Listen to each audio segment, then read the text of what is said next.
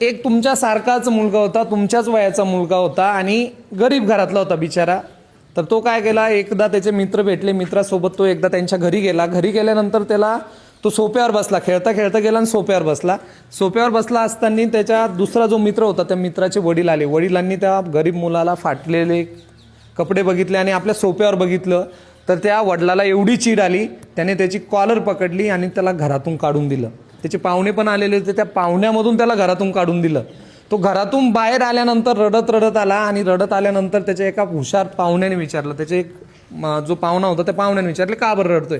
तोने रडण्याचं कारण मी नंतर सांगेल, पण मला अशी गोष्ट सांगा की ती भारतामध्ये सगळ्यात मोठी नोकरी असेल. त्याने सांगितलं IAS ऑफिसर सगळ्यात मोठी नोकरी आहे. तर त्या पोराने त्या स्वप्नाच्या दृष्टीने काय केला, प्रवास चालू केला.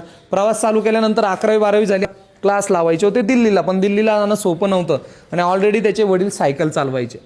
आता त्याच्या वडिलांना त्याचे स्वप्न कळाले, तर वडिलांनी काय केलं माहिती आहे का, सत्य घटना आहे. वडिलांनी काय केलं, त्यांच्याकडे जी जमीन होती अर्धा 1 एकर ती जमीन विकली आणि त्याला दिल्लीला क्लाससाठी पाठवलं.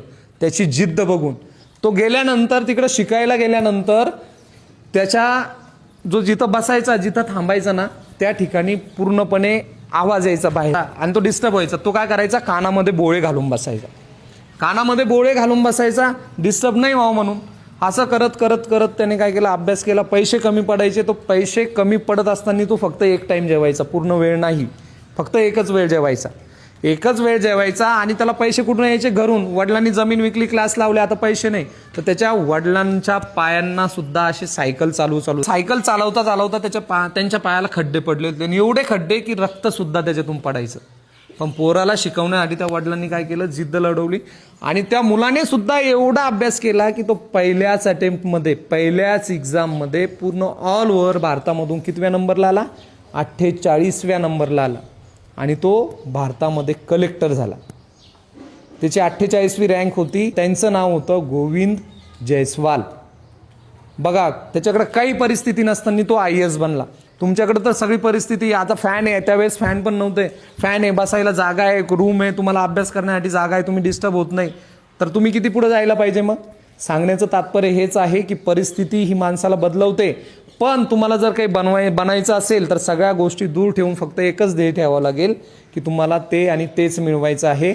मग ते स्वप्न किती पण असेल तर तुम्ही सुद्धा उद्याचे गोविंद जयस्वाल असू शकता. आई वडिलांचं जर तुम्हाला सार्थ करायचं असेल, त्या मुलांनी त्याच्या वडिलांची मेहनत कशी साध्य केली, तसं जर तुम्हाला साध्य करायचं असेल तर बघा, ऐकलं तर आपण जर विचार केला तर अंगावर काटा येण्यासारखी गोष्ट आहे. एवढी बिकट परिस्थिती असताना जर माणूस कलेक्टर बनू शकतो तर तुमच्या परिस्थिती खूप चांगल्या आहे आणि तुम्ही खूप काही करू शकता. बघा, मग तुमचा दृष्टिकोन आहे, तुमच्या गोष्टी आहे, माझं सांगण्याचं कार्य आहे, तुम्ही तिथपर्यंत जाण्याची गरज आहे. बाकी तुमची मर्जी.